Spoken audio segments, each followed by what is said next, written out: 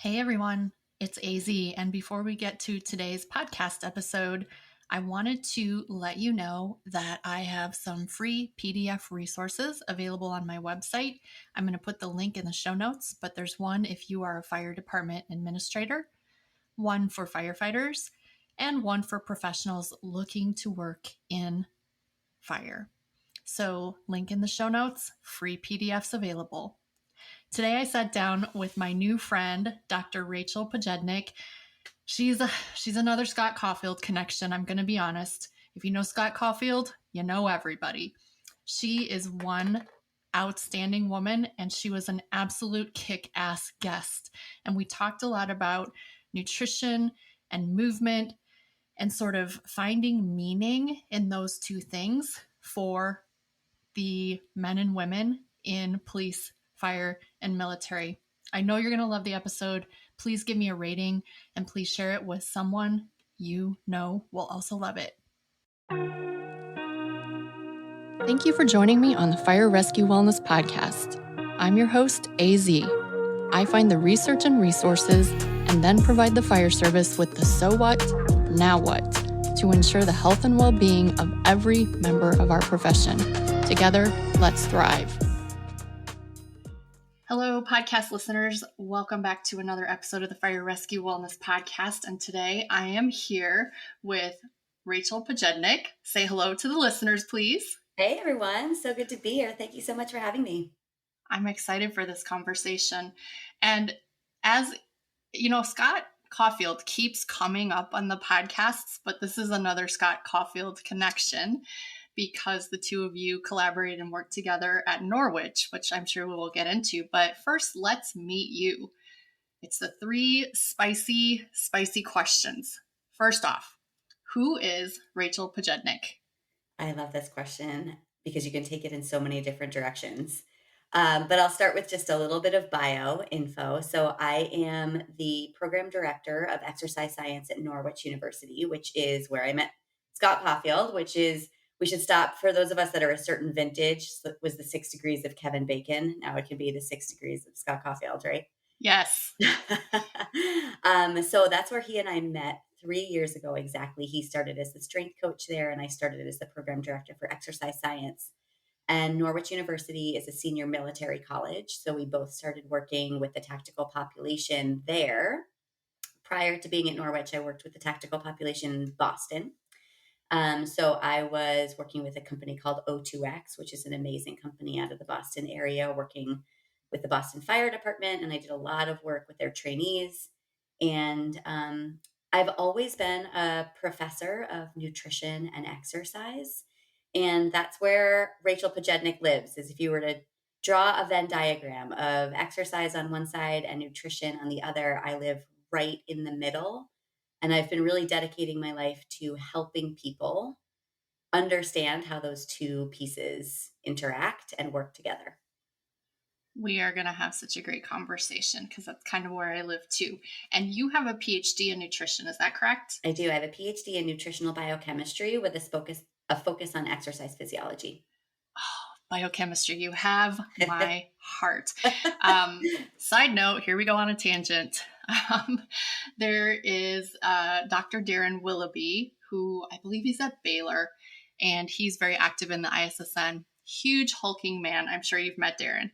But when I first met him at the ISSN conference, I went up to him. I was kind of shy, and I shook his hand and I said, "Hi, Dr. Willoughby. You're my favorite biochemist. I used to be a biochemist." And he said, "Darling, once a biochemist, always a biochemist." You can't get those pathways out of your head ever. You can't. All right. So a second question, what sets your soul on fire? Yeah, this question I kind of was just getting to is I love to bring people good information based in the science that we know about, also acknowledging that science is not always there. But that's where I feel like my role really sort of like sets my soul on fire, is how do we bring people good information about nutrition, about exercise that they can rely on, that they can trust, and leave some room to say we've got a lot to learn. And so both of those things can be true at the same time. And I like to figure out how to navigate that space. And we need people like you who can speak the language to the fire service, because it just bridging that gap between theory and application, I think, is the hardest in the tactical population. Yeah, I would say one of my superpowers is making really complicated things simple. So that's where I live. That I think your superpower, you've now just become my superhero. So we'll start with the costume. And like Edna from The Incredibles says, no cape. Okay. And the last question, I think I could probably synthesize this answer for you, but I'll let you answer it as a courtesy. How are you changing the world? Yeah, I think this is that spot right in the middle of the Venn diagram, taking complicated things about exercise and nutrition and making them simple and approachable and actionable for people. Amen, sister. Preach it louder for the people in back. So the sort of impetus for me asking you to be on the podcast was I saw you and Scott speak at the technical annual meeting just, what was it, 3 weeks, 4 weeks ago. And you talked a lot about how you train your students at the military college. And first off, let me ask a question because I don't understand. What does senior military college mean? What does that even mean? Yeah, it's a great question. So there are 6 senior military colleges, and they live kind of under the academies. So in the academies, West Point, the Naval Academy, the Air Force Academy, you go and you're going to become an officer in the military. Everybody is going to graduate and they're going to be commissioned. At the senior military colleges, these are they were colleges that have sort of come up. We were the first at Norwich. And our students are both civilian and military seeking. And so the military seeking cadets, we have, they work with the ROTC units on campus, and they are going to commission through each of those individual ROTC units. So when you graduate from a senior military college, you can be in the Navy, you can be in the Marine Corps, you can go to the Air Force. And then we also have a significant amount of our cadets, and this is unique to Norwich, but similar at places like the Citadel and VMI, is that we have a bunch of our cadets that are not in ROTC, but they are considered cadets on campus. They live a military lifestyle. And oftentimes they will enlist in one of the military branches, or they go to first responder units, fire, police, EMTs. And then we have a whole group of civilians. And so they are not in the Corps of Cadets at all. They live a very civilian lifestyle. And they often will also go into civil service, or sometimes in both of those branches, the cadets or the civilians will end up in the alphabet agencies. So CIA, FBI. So it's all really tightly wound with civil service, but there are kind of different avenues with which people can choose, which is different than the academies. It's so much more clear now. Thanks. That was a great explanation. So now I'm going to ask you potentially the worst and most open-ended question you've ever had in your life. Can you tell me a little bit about the work that you and Scott are doing together there at Norwich to really sort of fortify and bolster the health and well-being of these students under your care? Yeah, sure. So let me wind this back a little bit and start at the beginning. Is when and this goes to the superpower of making complicated pathways really easy for people to understand about exercise and nutrition. When I first started down this journey, I was getting my PhD, and this guy was sitting behind me. His name is Dr. Eddie Phillips. He was the director of the Institute of Lifestyle Medicine at Harvard. And he said, Rachel, did you know that physicians, nurses, doctors, people that are in the healthcare industry don't get educated at all on exercise and nutrition? And yet, the majority of our diseases of our time, type 2 diabetes, cardiovascular disease, cancer, are all related to exercise and nutrition. And there is not a single course in most medical schools that teach this to their healthcare providers. And that blew my mind. And I was, young and in my working on my PhD. And I had been up until that point, I was actually a middle school teacher. And so I was like, wow, like what an opportunity to teach, aspiring professionals in this space. And so that's really where this started with me, is working with healthcare providers, doctors, nurses, and allied health professionals to teach them about exercise and nutrition and how powerful that was to their practice. And I'll never forget the day that I was teaching I was teaching a course at Harvard, and I showed them the exact parallel pathways of how the drug that they were being shown to use, metformin, worked exactly like exercise, but with a slightly different mechanism. And their minds were just blown. And they were like, how have we not learned this or know this, that going for a walk can have the same physiologic effect as this pharmaceutical that we're giving? And I'm not, this is side note. I am pro pharmaceuticals. I am pro walking.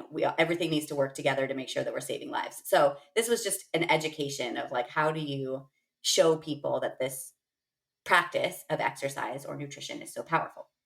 And so that really translated over time. I was working with these healthcare providers, and one of the folks at O2X was like, can you do this for the tactical population? Because they need this information too. Our firefighters need to understand, our police officers need to understand. And so they started flying me around all over the country to work with the tactical population. Exactly the same message. It is like, this is how it works. This is when you need to use it. This is how to apply it in a really simple way. And then I landed at Norwich post-COVID. So, we all went to wherever we were going to hunker down for the 2 weeks that we thought COVID was going to last, right? And my husband and I had a house in Vermont. And we're like, oh, we'll just go up to our cabin for a couple of weeks. 2 years later, we're all still hunkered down doing our thing. And so we're like, I think we live here now. And so I started working at Norwich at the exact same time that Scott did. And when we got there, same story, like wash, rinse, and repeat, is you get these younger, aspiring military tactical folks that are like, we need to understand how exercise, nutrition, and add in all the other behaviors now, right? Sleep, stress reduction, resilience overall, which all play together. How do we teach this to these students who, when they show up, they have this, I would say like movie version of what they think the military is, right? And so they're just like beating the ever living bejesus out of each other, like just these like smoke sessions of exercise training. And, they're going into the cafeteria. They have no idea what to eat. They're drinking energy drinks and I mean, like my brain exploded when I walked onto campus one day, and one of the like energy drink, we're in the middle of nowhere, Vermont. Energy drink trucks is there in the middle of campus handing out energy drinks. I'm just like, okay, we need to do something about this. Bring in my superpower. And Scott has a really similar superpower for exercise and strength training. And he'll tell this story, and I tell this story. Is he texts me at like 5 a.m. one day, and he was like, Rachel, I am watching one of these units do broad jumps, one after another, around the track 5 times, like impact after impact after impact. And then we go and we look at our data from our athletic trainers, and we're like, oh yeah, we've got 60 kids out with shin splints, and we've got a bunch of stress fractures. And we're like, well, duh. Like, so we really started to just infiltrate, honestly. Like, we got in there and we're like, we're having a seminar. We're going to, I called all the ROTC colonels, and I was like, this can't happen. Like, you're doing, with all due respect, sir, like, you're doing it wrong. And so that's really where it started. And 3 years later, it's still what we're doing. How did that, with all due respect, you're doing it wrong, how was that received? Because I know that it was received, but yeah. Was it a really slow process to get things going, or was it quick? Great question. And I would say all of these endeavors, whether it's working with healthcare, it's working in the tactical space when people are already, in their careers, or it's working with the training, the senior military college, the way that I like to describe it is it's like taking a chisel to a mountain. Like, it is one little, chisel, tiny hammer, And the chisel is plastic. And the chisel is exactly. Yeah. And so, no, I will tell you this, it was received really well. So the ROTC colonels are now, colleagues and friends and are very, very, very like-minded. They recognize that this is a problem. They just don't have the subject matter expertise to do much about it, right? So up until that point, they were just kind of like, we'll give it to the kids that exercise the best, that do the best in the PT tests, and we'll make them the trainers of the units. And, it's not a terrible way to go about it if you don't have any other resources. But the idea is that we were going to take our exercise science program, take those students that have been learning this for 4 years, help to integrate into the units, teach each other, train the trainers. That was kind of the model. And everybody is totally supportive and excited about it. And the mentality of this has to be hard because it's the way that I did it.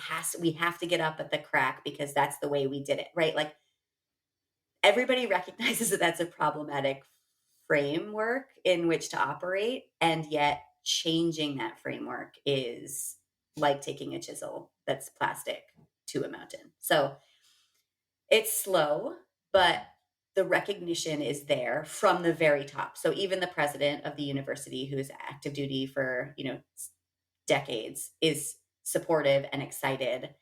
It's just slow to change practice and mentality. So what does it look like? A new student comes on the campus or just came on the campus in August or September this year.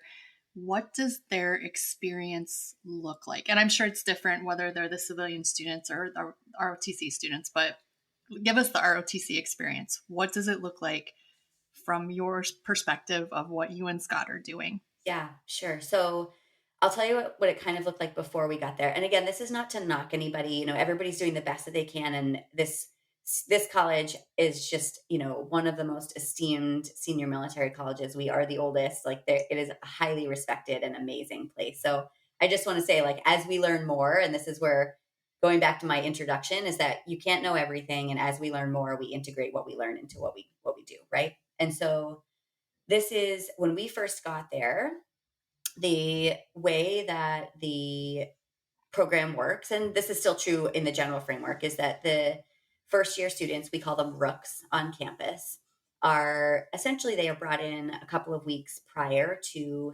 classes starting. And they go with, what would be a pretty typical, you might sort of like slang term it like a boot camp, right? So they show up, they get their uniforms, they learn how to march, they learn how to make their beds, they live in the barracks, they learn how to salute, and all of the things that you would do in the military. Along with that goes some pretty aggressive physical training and some very regimented eating practices. So, for example, they have to walk on the edges of they call it walking in the gutter. They have to, march to wherever they're going, square their corners. They go to the cafeteria and they square their meals. You can't see what I'm doing, but you're like lifting a fork straight in front of your face and then at a 90-degree angle, putting the fork in your mouth, right? Which is actually fairly comical to watch people do that without looking at their food. But it's all in the vein of learning how to be disciplined, learning the practices. And this is why I think in the military and the tactical population at large is that everything is so regimented. It's hard to change that regiment once it's established, right? So the rooks come and then they have that practice that continues once classes start. So they have to square their corners. It takes them forever to get to campus or to get to classes by design. And, it's a challenging situation.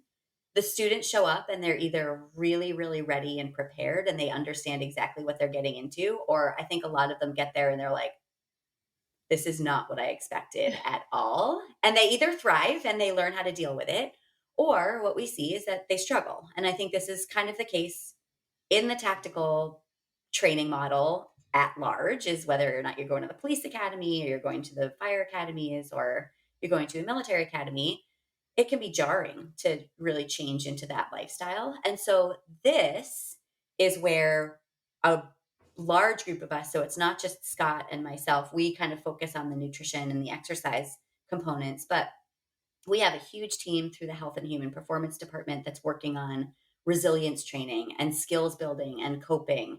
We have an athletic training department that's working on wraparound services for if the students do get injured, they have those like a sports athlete would have. They have those resources that can help them. And so this is taking the chisel to the mountain, is it's taken us 3 years to get these systems into play. And now what we're hoping is that we can provide supports and training and knowledge and skills building. So when these students show up these first years, they're getting the training done well and done right, because now the people that do it are the cadets. So it's very student driven. It's a leadership academy. They've learned how to do it over time. They can still yell, they can still make them march, they can still do all the regimented things, but now they have an understanding of, this is how hard I can push somebody physically in something like an exercise training. This is the form that they need to have so that they don't break. I know now that broad jumps around the track at 5 a.m. is a terrible idea for somebody that's just shown up to campus and hasn't been training. They understand what periodization is. They understand what progression is. They understand how to support themselves with sleep and nutrition. Are they doing all these things perfectly? Hell no, absolutely not. But they're getting the knowledge and the skills, and they can learn how to apply it over time. So that's the vision here, is that we're not necessarily changing the culture or the system, but we're just changing the knowledge and the training that gets integrated into those pieces. One of the things that really struck me when you and Scott were speaking was the fact that I think you said if a student needs a physical therapist, it would be like 3 hours away and a wait of a long time. Yeah. So you have integrated a model where you're taking care of the students on campus. I love that. Yeah. So if you've ever been to Vermont in and of itself is a pretty remote and rural place. We have 2 cities, which are the 2 smallest cities in the country, I believe, Burlington and Montpelier. And when I say city, most people would think about it as like a cute, quaint town, right? So we are quite literally in the middle of nowhere, in the middle of that tiny state, with the cities kind of farther away. So if you want something like a grocery store, right, it's a 30-minute drive. If you want medical services, so as a personal example, I lived there for 2 years. I was on a waiting list for a primary care doc. And when we moved about 9 months ago, I still had not been able to get an appointment with a primary care doc 2 years later. Granted, it was COVID and there was a lot going on. However, that's not an atypical scenario to have in these very rural places.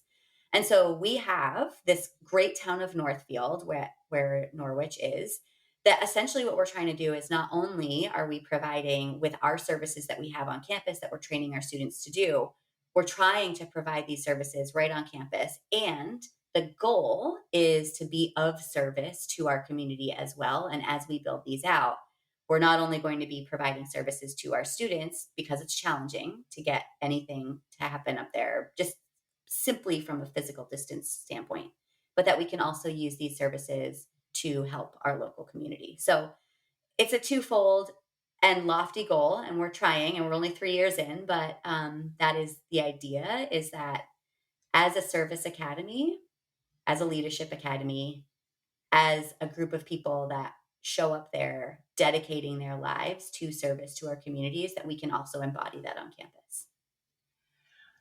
That's such a fantastic service that you will be able to offer for the community. And then also what I heard from you, I read between the lines.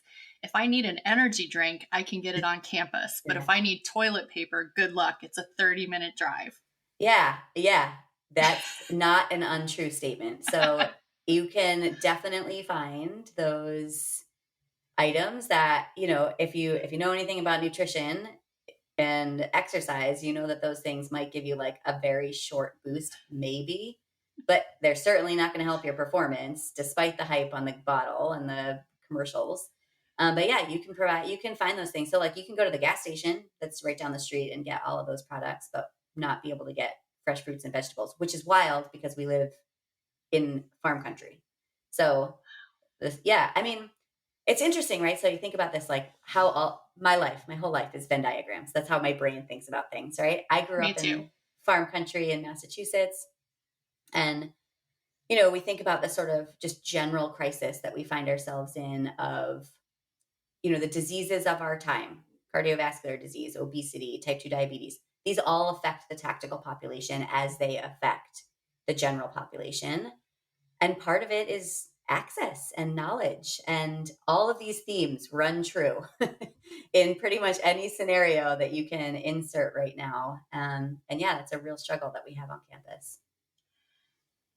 I wanted to revisit what you were saying about using exercise in the traditional form for discipline in the military, and how your instructors now know the importance of dosage and how you have to be careful of that. And I want to sort of draw a parallel to these fire departments that have training academies, and they have their cadre of badasses, which in general those individuals do not have much, or if any, experience in exercise, and certainly probably not a degree in exercise physiology. So can you speak to that a little bit, of finding that balance between using exercise to create discipline and mental toughness, if you will, and then just simply exercise as abuse? Yeah, such a good question and a really important point. So, one of the things that I like to say is to all of my cadets, because they get nervous when when the adults walk in the room and they're like, oh, they're going to tell us to like cut it out. And, what I tell my cadets is you can train hard, you just can't train stupid. So that is what I use with them all the time. And it's a really good way to walk in and be like, I am not going to ask you to start doing, light weights and, lots of rest time. There will be a time for that. And I'm going to teach you how to integrate that into your program. But I also recognize, and, I'm an athlete. My husband is a Division I athletic coach. Like, if you don't train hard, your body is not going to adapt to the hard things that we need to do, whether it's being on a football field, finishing a race, or carrying a baby out of a burning building, right? Like those things are, or an adult out of a burning building, right? Like those things are physically hard. And if you don't train right to be able to do that, which includes training hard, you're going to break either before you get there or during that event, because your body is just simply not prepared to do it correctly. So that's the icebreaker from the very beginning is, I am not here to tell you you can't train hard. I'm here to show you how to train hard well, right? So that is the first thing. The second thing, and this is, I actually think, critically important for, basically what I've dedicated my life to, is there is a gigantic chasm of knowledge from people that actually need this information, whether it's a physician working with a patient with cardiovascular disease that doesn't understand how exercise and nutrition affects that disease for real, or a firefighter that needs his or her body to do their job well. God, I mean, you probably know this stat better than I do, but how much does the gear weigh alone when we are completely fully geared up? It can be over 60 pounds if you're Yeah, carrying a tool. exactly. So over 60 pounds. I mean, think about just going and picking up a 60-pound dumbbell off of the ground. Like, you can't do that haphazardly and without doing it correctly. Your back, your shoulders, like all of those things are going to be at risk. So how do we teach people the basics to get started, right? Just literally form. How do you pick up a dumbbell? How do you do a squat? And if you do that well and right, it's actually really hard. And people don't realize that. They want to like throw 9,000 pounds on and just be like, oh, I'm going to like really kick it hard here. Progression is key, right? Super important. But, and this is something that I'm actually working on at Norwich. So I've kind of alluded to the fact that I'm not physically on campus, but I'll go into that a little bit more, is that my husband is an athletic coach, as I mentioned, and he got an opportunity to coach on the West Coast. So we moved out here. But the cool thing was I actually had these gears in motion before I left the physical campus. Is we are actually developing an online certificate program called the Tactical Athlete Resilience and Performance Certificate on Norwich campus, so that people that don't have access, maybe they're in rural Vermont and don't have access to a coach or a teacher, a Scott Caufield, a Rachele Pojednic that can help them, or they're deployed, or there's not somebody in that unit, let's say, that, they might be ripped as hell and, exercise really hard, but they don't really understand the fundamentals of why you would do things the way that they're doing it. So we're developing an online program. It's 4 courses. It is a tactical strength and conditioning course. It is a tactical nutrition course, which I am so excited about building. We have this amazing RD. Her name is Jenna Stedman. She is an RD for the Massachusetts and New Hampshire National Guard, and she is a total badass. She's making this course. I am jealous that she's making it because I really wanted to build it out, but I was like, I can't teach all the courses. So I brought in some of my amazing colleagues. So she's teaching that course. Scott's going to do the strength and conditioning course. We've got an expert coming in to do a mental resiliency course. So how do you use this idea of, and everybody's talking about it, like the vagus nerve and HRV and sleep and stress reduction, combining that into these behaviors. And then finally, just a very general and basic applications foundational health and wellness course. How do you take everything that you've just learned in these other courses and apply it to your community, your firehouse, your, whoever it is that you're trying to influence within your sphere of influence. And you can do it all online, which is super exciting because, exactly to your point, people don't have the resources nearby, and we need to spread this message. It's got to scale. Are those going to be semester-long courses? Are they self-paced, or how do they work? Great question. So the way that they're modeled right now is that each of the courses is 8 weeks long. You can take them together. I wouldn't recommend taking more than 2 8-week courses at the same time. It's actually a lot of work that's squeezed into 8 weeks. Or you can take them sequentially. So you can sort of take them whenever you have time. They'll be offered multiple semesters. So you can sort of choose your own adventure, but they each will last 8 weeks. I love this because the solutions that we have now are all like, here's 40 hours or here's 32 hours. And the chiefs of the fire departments are assuming that what they're going to get, the product that they're going to get from that 40-hour training course, is like a PhD in exercise phys. And you can't teach this in 40 hours. I love that they're 8-week classes. Yeah, they're 8-week classes. So you'll get certainly more knowledge, more application to these skills that you are learning. It won't be a PhD, like that actually does take 12 years, but right. But you will get more than the sort of like very, very basic knowledge that you might get on a very simple training. And that's not to say that those simple trainings are important. Like, we need, everybody to at least be hearing this information, and then somebody to really take a deep dive into it and lead. Yes, the pure fitness trainer model, I think, is great as long as there's someone to lead those peer trainers. And so often there isn't. And the risk there is that the peer trainers will be like, oh, I saw this thing on TikTok, or I saw this on, Instagram. And then you get people jumping broad jumps at 5 a.m. because they're like, oh, if a little is good, a lot is probably better. So let's make it really freaking hard. And that's not the way that you train your body. And the thing with Scott Caufield at 5 a.m. observing broad jumps is he'd probably already skied up to the top of that ridiculous mountain, touched the rock, and skied back down with Alfie by that time. I think that probably is true. Yes.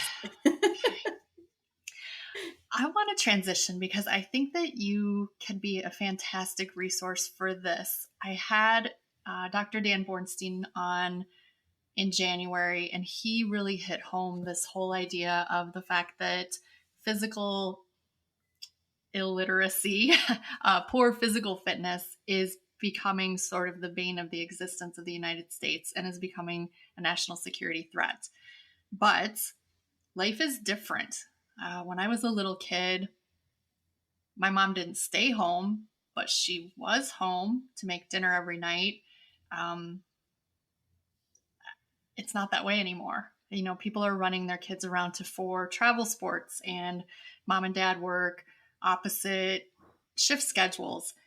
Can you talk a little bit about how we as parents could address the health and wellness of the children that we are responsible for? Yeah, it's such an important point. And Dan is also a good friend. And I know that he really is working so hard to start this narrative really young with kids, because he and I are totally aligned on this, is that you can't get somebody exercising and, motivated to do all the physical things once they're in their 20s, 30s, 40s, or 50s. That's literally taking the chisel to the mountain, right? But if we can teach our kids to move and to love that movement and enjoy it really early in life, this is an amazing way to create those behaviors that are going to last a lifetime. And so I think that's one thing that I would say about to parents. And this kind of comes from the tactical national security crisis side of my brain, as like, this is a red flag. We really need to do something about this, as well as, being an athlete. And, I mentioned my husband is an athletic coach, is having your kids find the thing that they love to do and then really encouraging that, I think, is critically important. You mentioned 4 travel teams and, pushing to get the trophies and the tournaments and the looks from the coaches and whatever else. I will tell you, as somebody that's been married, we just celebrated our 15th wedding anniversary 2 days ago. That model, that kid burns out every single time when they get to college. So if that's what you're looking to do by like forcing your kid to go to all these practices, you're up at 5 a.m. at the hockey rink, and then they're at lacrosse practice, and then they're playing, basketball with. What did they want to do? What are they excited about? And then encourage that, because that internal motivation, that intrinsic motivation to move will stick around. If people are forced to move, it doesn't work. And this plays out in the military at large as well. So we can think about it from a prevention standpoint, but back to your question about, using exercise as a regimental tool. What we will often see, and this is where we see disease rates, cardiovascular disease, type 2 diabetes, obesity in retired tactical folks, is once they're out of that regimented day-to-day, you must do this, you must do it in this way, it goes away. They stop doing it because it was always just either a punishment. And I don't know if I would necessarily use that word, but it was certainly something that's like, this is what we have to do. And now that you don't have to do it, bodies like to be sedentary. Like, that's just kind of our genetic nature. But if we find the thing that we love, that brings us joy, that brings us entertainment, that brings us social connection, now we're really moving the needle. And so from a nutritional standpoint, because, you kind of hit on it already, there's so much conflicting information coming in every direction. As a busy parent trying to raise a good young individual, what are some main wave tops those parents could hit on for sound nutrition principles? Yeah.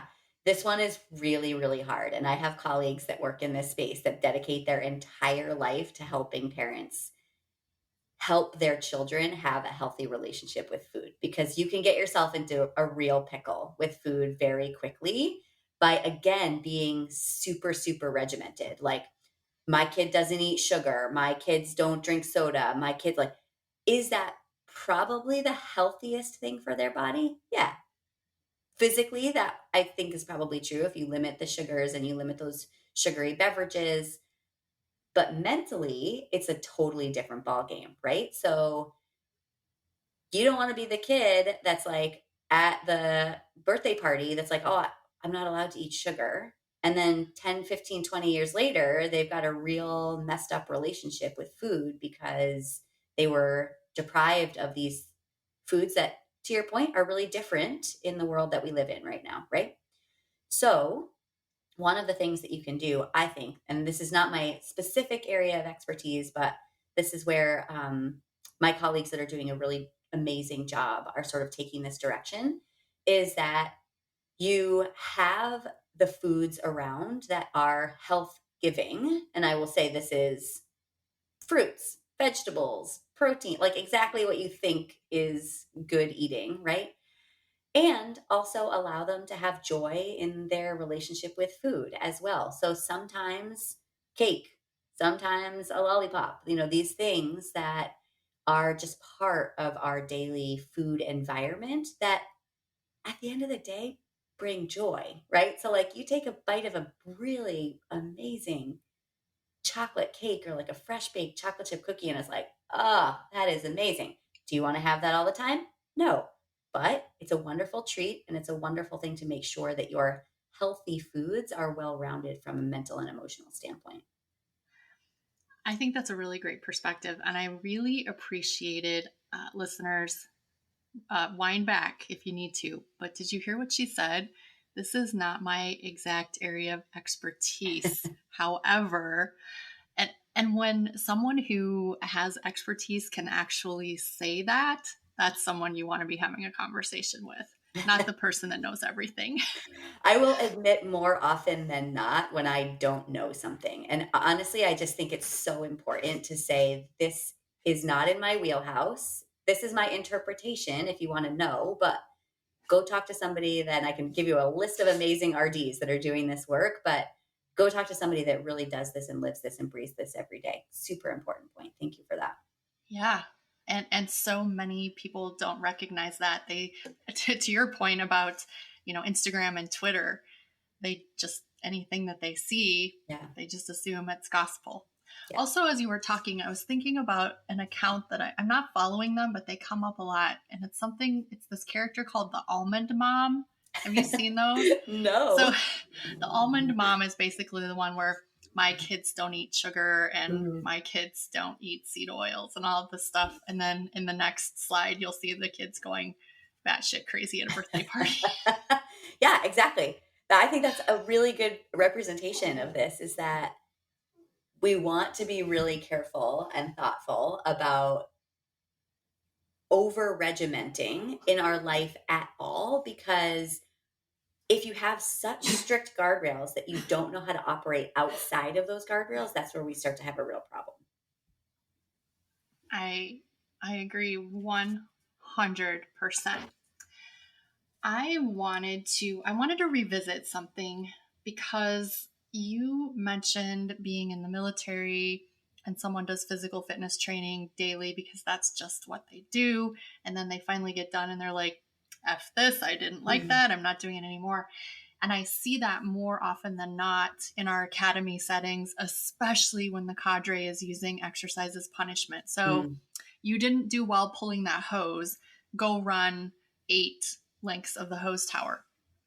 Can you just elaborate from your experience, maybe a little bit different way to address performance shortcomings other than punishment by exercise? Yeah. If you have any perspective on that. I do. And this is actually really interesting. I don't think you even know this, but we just submitted a paper with she's now a grad student.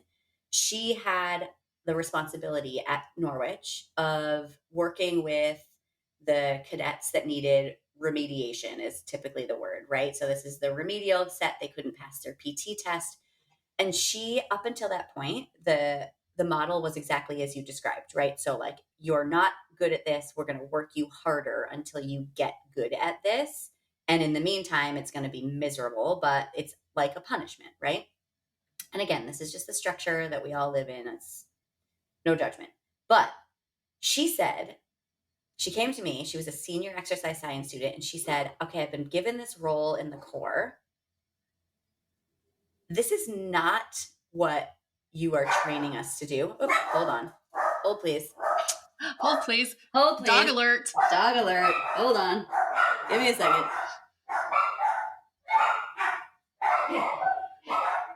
Rachel doesn't know it, but dogs are the most exciting thing on the Fire Rescue Wellness podcast. We love dogs. Okay. Apologies. No apologies needed. Dogs are my favorite thing in the world. Jack Russells. They're unpredictable. Yeah. Okay. So let me start that story again. I'm working with a student who's now a graduate student who was given this role to help with the remedial cadets. And she came to me and she said, the model that we are using is antithesis to everything that you are teaching in the class about finding joy and, having a real intrinsic motivation to be exercising. And she said, I'm going to try an experiment this year. And she's like, I'm not going to tell anybody about it. I'm just going to do it because they give a lot of leeway to the leaders once they become seniors. And she said, what I'm going to do is I'm going to take my battalion of remedial cadets and I'm going to completely change the way that we train. So I'm still going to get them. They're still going to have to get stronger because they have to pass this PT test. And I recognize that. But I'm going to change the model of training so that it's progressive and periodized over 16 weeks. And she said, I also really want to work on Friday afternoons, having a little 15-minute class with them about why this is so important and why we are doing this the way that we're doing it. And she said, what I want to do is I want to compare what I'm doing to the battalion that's doing it the old way to see if this new way is better. And I said, okay, great. Like, this sounds like an outstanding senior thesis. Go for it. So she did that and wrote it all up. And we actually just submitted it for publication last week. And what she found was that not only did the remedial cadets do better on their PT score, they all got better, right? But the remedial ones that she was working did even better than the old school model. And this was the real takeaway. They loved coming to training. They loved going. They saw and understood why. They saw and understood how they were getting stronger, and they didn't feel like they were being punished. They felt like they were being guided to achieve a goal that they actually had. They wanted to pass the PT test. They wanted to be on a level that their peers were at. They didn't know how to do it, right? And so rather than super regimented, or if you think about another metric that all of our tactical population has to deal with is BMI metrics and weight metrics and taping and all of this. If you can figure out a way to make those behaviors sustainable so that you're not doing something extreme at the very end to deal with some kind of a deficiency, now you've got a way to do it that doesn't feel like punishment, and you've got a skill set for the rest of your life. That's amazing. And this is a perfect transition. Tell me about the dogs. Please forgive the dogs in the background. No, we love dogs. Yeah, I've got two little Jack Russells. They are 13 and 14 years old this year, and they are negative aging. So they're like puppies. Yeah, be careful with the Jacks. They're a handful. And what are their names? One is very, very clever. One is Jackaro, which is actually, my husband is a big Grateful Dead fan. So Jackaro is the first one. So we call her Jax. She's a Jack Russell. It seemed obvious. And the other is Callie, not because we live in California now, but it was also after another Grateful Dead song, Mexicali Blues. So there we are. I got you. All right. That's usually the last question, but here is the last question. Everything that you have said speaks to my heart. I'm picking up what you're laying down, but was there a topic that we should have hit that I missed it? No, I think this is so important. And I think, back to this idea, and you're doing such an incredible job of filling this chasm as well, of we have to bring good information to people that really need it so that they don't feel like they need to get on TikTok or social media or something just to fill the gap in their knowledge that they don't know where else to go for help. So the more that we can build this community of people that are trying to do this outreach, I mean, sister, call me up anytime that you need to talk to anybody, and I share your podcast and your messages all the time. This is so important to get good information to people so they can make the right choices for themselves across the board. So thank you for that. Well, and thank you. It's been wonderful to have you as a guest. If someone wanted to reach out to you, would social media be the best way, or how would you like them to handle that? Yeah, so social media is great. It's one of these things that I think that you and I are both working on too, is like, how do we crowd out the crap in our algorithm, right? And so, yeah, please do. Follow more of us, follow more scientists. I just put a post about this the other day. So I'm at Rachele Pojednic on all the handles. Feel free to reach out. Feel free to message me. My contact information is right there on my social handles. RachelePojednic.com is my website. You can go there. I also have, we talked about the tactical certificate program for Norwich, but I also have, back in my early days of trying to get this message across, even to fitness professionals, I've got a bunch of courses on my website that you can access really easily. And if you're looking for a little bit more knowledge based upon some good curriculum that I use right in my classroom, you can find some there too. Amazing. Amazing. I will put all of that in the show notes. I think we did a pretty good job on this. What do you think? Agreed. Thank you so much for having me. And thank you for doing this work. It's so important. Well, I think with that, we can sign off. AZ and Rachel are officially out.